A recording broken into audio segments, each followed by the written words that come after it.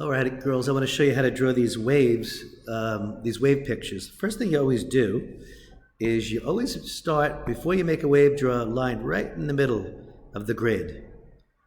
And it says the amplitude of 2 boxes and a wavelength of 4. So if it's a wavelength 1, 2, 3, 4, wavelength of 4, there's 4 boxes. And you always put the mark off the crisscross part.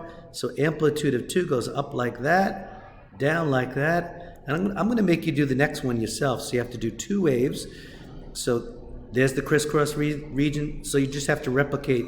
This is an amplitude of 2 and a wavelength of 4. So you have to do the second one. I'll let you do that second one. Let me show you this.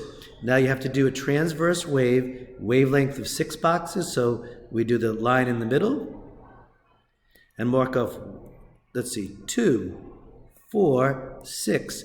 Now we mark off the midpoint. Oops, this is 6. 2, 4, 6. Mark off the midpoint. That's the crisscross place.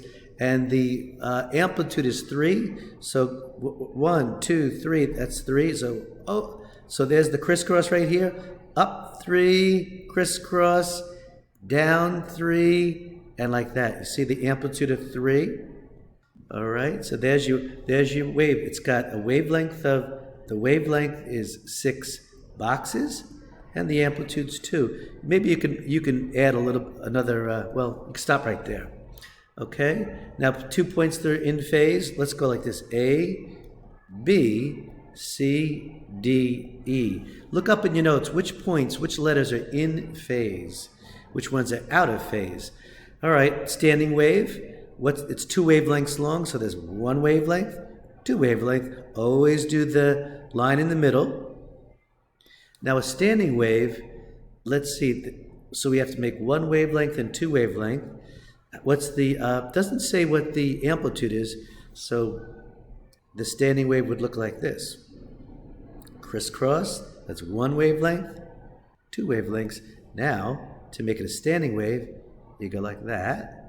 And I'm going to make you, well, that's pretty sloppy. Let's do a better job than that. This is the middle of the second wave. So we'll go all the way up to the top, crisscross.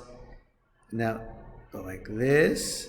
1 wavelength, 2 wavelength. Hope you do a better job than me. I'm going to make you do the X for the antinodes and black dots for the nodes. And I think that's all I'm going to give you. So we'll stop right here.